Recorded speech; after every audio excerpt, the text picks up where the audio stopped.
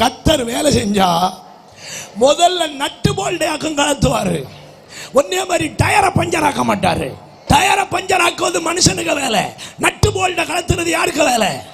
கத்தருக்கு வேலை. அவருக்கு தெரியும் இவனை டயரை பஞ்சர் ஆக்கலாம், அடுத்த ஸ்டெப்பினியை மாட்டிட்டு என்ன செஞ்சிருவான், ஓடிடுவான்னு தெரியும். அதனால நீ ஸ்டெப்பினி மாட்டி கூட எஸ்கேப் ஆகாதபடிக்கு உன் நட்டு போல்டெல்லாம் கலத்தி தள்ளிடுவாரு. அதோட கயிறு கட்டி இழுத்தாலும் வண்டி வராது வெளியே. நல்ல ஒரு அல்லேலூயா சொல்லுங்க பார்க்கலாம்.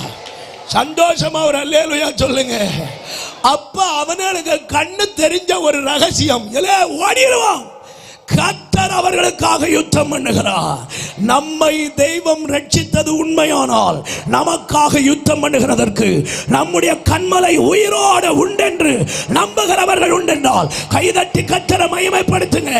ஆமென், ஆமென். He is not a spectator God. He is the mighty warrior of his people. அவர் தூங்கிக் கொண்டிருக்கிற தெய்வம் அல்ல, அவருடைய ஜனத்துக்காக அவர் யுத்தம் பண்ணுகிற தெய்வமாக இருக்கிறார். ஹalleluya. நீங்கள் சும்மா இருப்பீர்கள், கர்த்தர் உங்களுக்காக யுத்தம் பண்ணுவார்.